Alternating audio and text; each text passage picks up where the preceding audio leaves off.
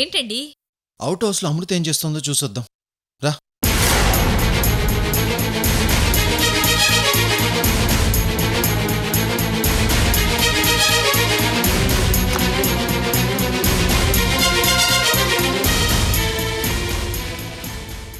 ఏమండి? రేణుక డైరెక్ట్గా అవుట్ హౌస్లోకి వెళ్ళిపోతుందండి. ఏం చేద్దాం? రేణుక అమృతం చూసేస్తుందేమో. ఛా, లాస్ట్ మినిట్లో వీళ్ళ చేతులారా నాశనం చేసుకుంటాడేంటి? సరే పద. చూడు, అక్కడ పుస్తకాలు, మంచాలు, సోఫాలు అన్నీ ఉన్నాయి చూడు. ఏంటి షాక్ అయ్యావు కదూ? షాక్ అయింది గదిని చూసి కాదు, నిన్ను చూసి.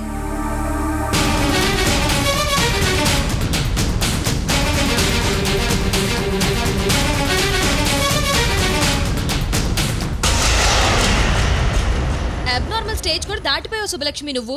నీ ఖచ్చితంగా సైకియాట్రిస్ట్ ట్రీట్మెంట్ తీసుకోవడం అవసరం. మంచం, సోఫా, పుస్తకాలున్నాయన్నావు. రూమ్ లోపల అసలేమి సామాన్లు లేవు. అసలు ఇవేవీ లేకపోతే నీకు ఇక్కడ అమృత ఎలా కనిపించిందే?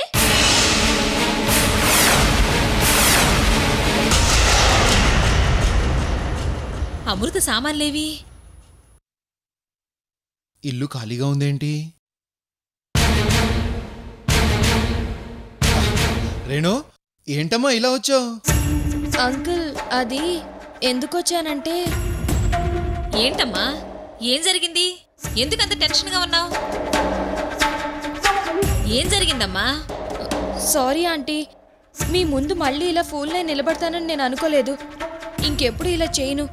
I'm extremely sorry aunty. అరే, నువ్వెందుకమ్మా సారీ చెప్పడం? అసలేం జరిగిందో చెప్పమ్మా.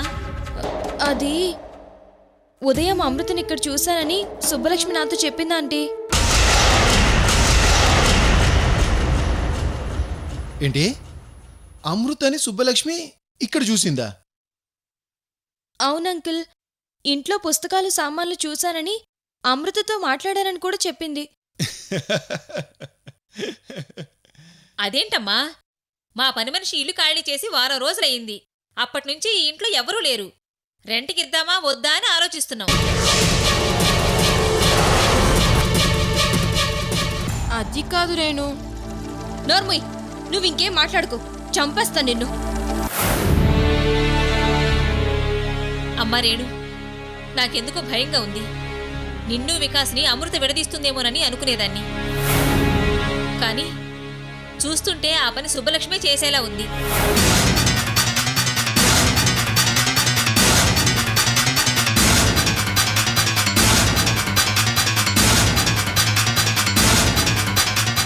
చూడమ్మా, నిజమైన అబద్ధమైన తొందరగా నమ్మకూడదు. నమ్మితే పొరపాటికి అది నాందవుతుంది. అవునంకుల్, సుబ్బలక్ష్మి మాటలు నమ్మి నేను మళ్ళీ పొరపాటు పడ్డాను. ఇంకోసారి ఇలా జరగదు. ఏమ్మా సుబ్బలక్ష్మి, ఫ్రెండ్ అని చనివిస్తే చంకనెక్కి అమ్మాయిని ఇబ్బంది పెట్టడం తప్పు కాదు? ఆంటీ, మీరలా మాట్లాడకండి. నేను అమృతను అవుట్ హౌస్ చూసి బయటకు వస్తుంటే మీరు నన్ను చూసి భయపడలేదు? నేనా? రేణు, అంతా మోసం దగా కుట్ర. ఆంటీ అబద్ధం చెప్తోంది.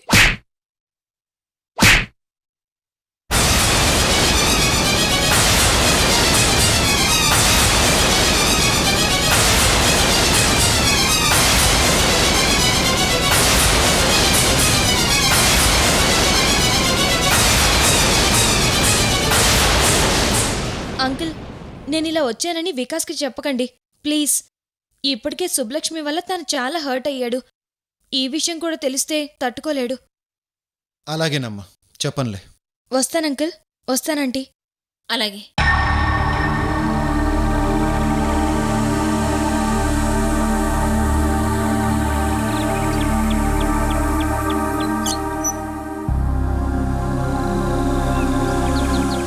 Bye uncle. Bye. Bye aunty. Bye.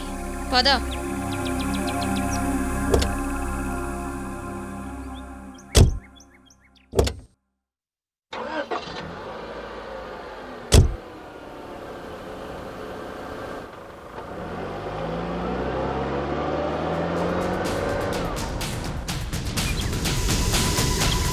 అవును భాను, మన ఇంట్లో మనకు తెలియకుండా అమృత ఎక్కడికి వెళ్ళింది? ఇంట్లో సామాన్లేవి? అసలు ఇల్లు ఖాళీగా ఉందేంటి? పద.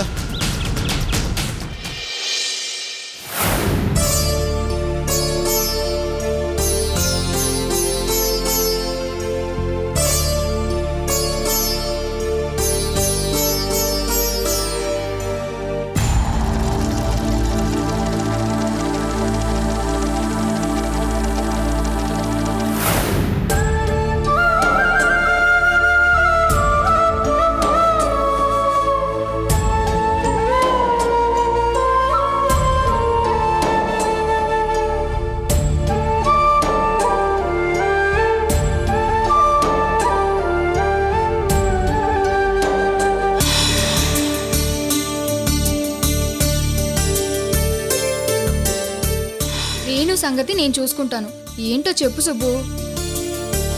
అది ఆ, అది గోరింటాకు ఎర్రగా పండితే మంచి మొగుడు వస్తాడంట.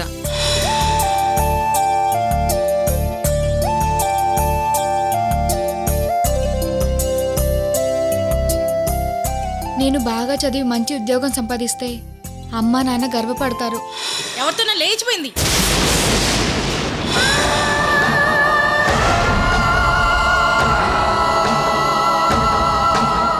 బాగా చదువుకొని నాన్నకు మంచి పేరు తేవాలని ఎన్నో కలలు కన్నాను. నా కలలన్నీ నాశనం అయిపోయాయి. ఛీ, ఇన్ని రోజులుగా నీ రూమ్మేట్గా ఉన్నందుకు చాలా బాధపడుతున్నాను. నువ్వు మంచిదాన్ని కాదు, ఫ్రెండ్షిప్కి ద్రోహం చేసావు. నువ్వంటే నాకు ఇష్టం లేదు. నీ ఫ్రెండ్షిప్ కట్టి ఎలా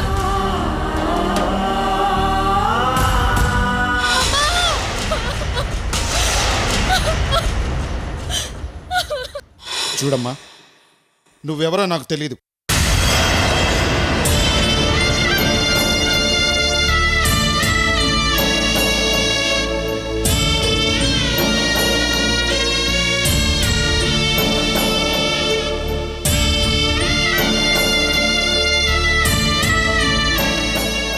నేనే తప్పు చేయకపోయినా అందరూ నేనే తప్పు చేశానని అపార్థం చేసుకున్నారు. అమృత తప్పు చేయదని ఒక్కరు ఒక్క క్షణమైనా ఆలోచించుంటే నా జీవితం ఇలా తయారయ్యేదా?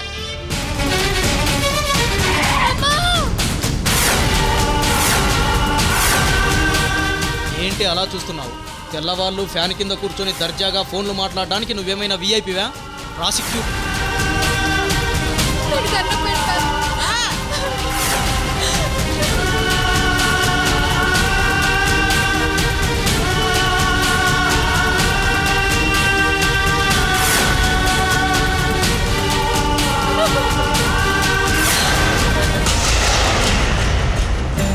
ఇవన్నీ నాకే ఎందుకు జరగాలి? నేనేం పాపం చేశాను?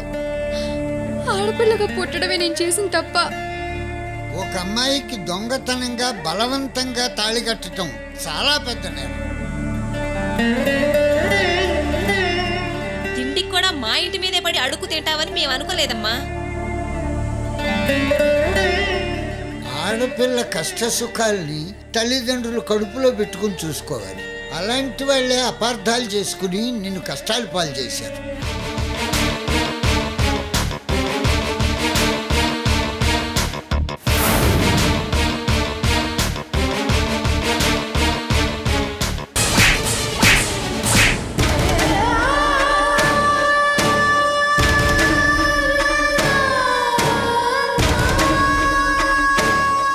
ఇప్పుడు నా బ్రతుకు మళ్ళీ రోడ్డు మీదకి వచ్చింది. తాతయ్య ఉంటే ఇలా జరిగేది కాదేమో. ఆ రోజు నేను ఏ తప్పు చేయకపోయినా అమ్మ నాన్న నన్ను అపార్థం చేసుకుని ఇంట్లో నుంచి గెంటేశారు. రోడ్డు మీదకి వచ్చాను. ఈరోజు రేణుకు మంచి జరగాలని ఆశిస్తే నాకు కీడు జరిగింది. మళ్ళీ రోడ్డు మీదకి వచ్చాను. ఇప్పుడు నేనేం చేయాలి?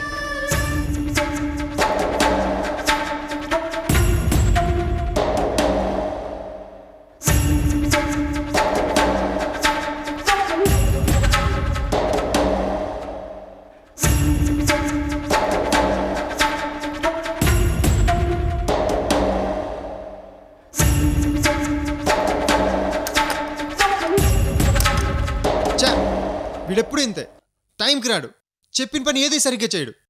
మీరు ఇలా రోడ్డు మీద పడ్డానికి కూడా వీడే కారణం. అరే మీరేంటి అలా ఉన్నారు? ఓ, నన్ను ఇక్కడికి తెచ్చారేంటని ఆలోచిస్తున్నారా? ఏం చేద్దాం, పరిస్థితులు అలాంటివి, తప్పలేదు. నిన్ను సుబ్బలక్ష్మి చూసిందనగానే లైట్గా తీసుకున్నాను. ఎందుకో మళ్ళీ డౌట్ వచ్చింది. ఒకవేళ సుబ్బలక్ష్మి మాట విని రేణుకొచ్చి చూస్తే?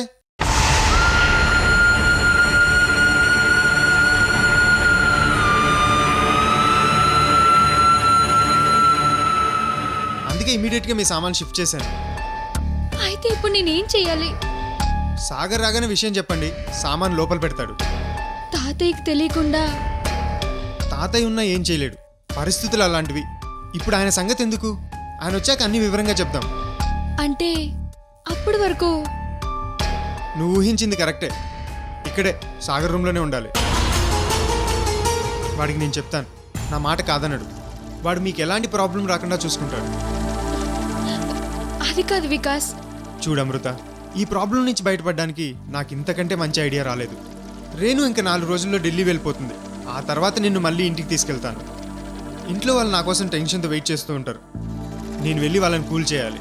సాగర్ రాగానే నాకు ఫోన్ చేయించు. బాయ్. వికాస్, నేను ఇక్కడే ఉంటే సాగర్ ప్రాబ్లం అవుతుంది. అమృత, నీతో ఇందాకే ఈ విషయం చెప్దాం అనుకున్నాను, మర్చిపోయాను. నువ్వు ఇక్కడ ఉంటే సాగర్కి ఎలాంటి ప్రాబ్లం ఉండదు. నిన్ను పువ్వుల్లో పెట్టి చూసుకుంటాడు. ఎందుకంటే సాగర్ నిన్ను ఇష్టపడుతున్నాడు, ప్రేమిస్తున్నాడు.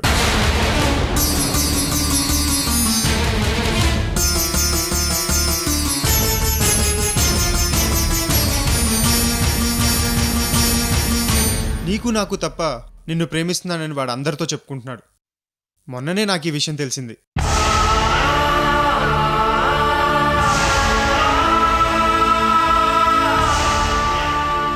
ఆ విషయం దృష్టిలో పెట్టుకునే మిమ్మల్ని ఇక్కడికి తీసుకొచ్చాను.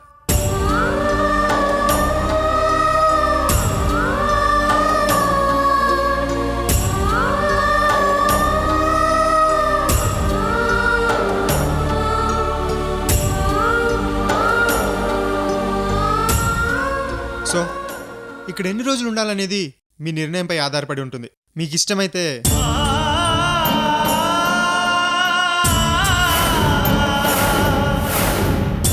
శాశ్వతంగా కూడా ఉండిపోవచ్చు. Okay, bye.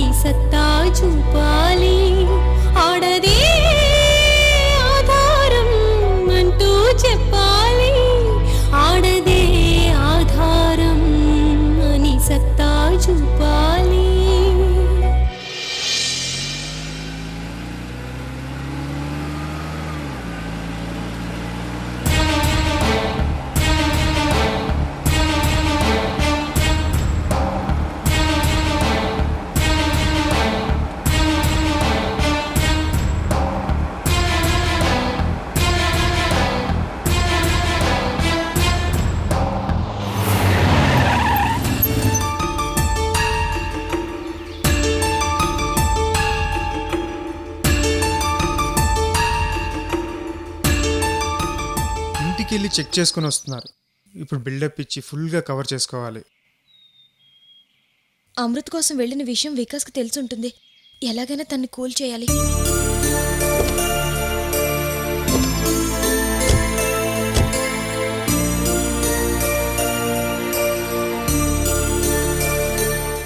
వికాస్, రేణు ఎక్కడి నుంచి వస్తున్నారు? పైగా ఇది మా ఇంటికి వెళ్ళే దారి. అవును, మీ ఇంటికే వెళ్ళొస్తున్నావు. దేనికి? నా కోసమా? ఫోన్ చేస్తే నేనే వచ్చేవాడిని కదా. నీకోసం కాదు, అమృత కోసం.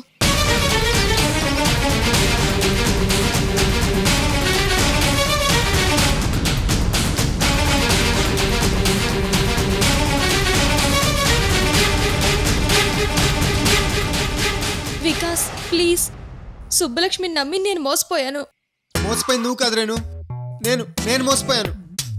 నాకు ఇప్పుడు క్లియర్గా అర్థమవుతుంది, నువ్వు నన్ను ప్రేమించట్లేదు. వికాస్, నువ్వు అలా మాట్లాడుకో.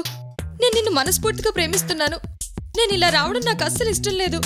నువ్వు హర్ట్ అవుతావని నాకు తెలుసు, కానీ సుబ్బలక్ష్మి ప్రెషర్ నన్ను ఇక్కడికి వచ్చేలా చేసింది. అంటే సుబ్బలక్ష్మి మీద ఉన్న నమ్మకం నా మీద లేదా? ఎస్, నా మీద లేదని క్లియర్గా అర్థమవుతుంది. అది కాదు వికాస్. అనుమానిస్తే అది ప్రేమే కాదు. నిజమైన ప్రేమ అంటే అనుమానం రాదు. ఈ అనుమానం పెనుభూతమై నీతో విడిపోవడం కంటే చావడం మేలు. అవును, చావడం మేలు.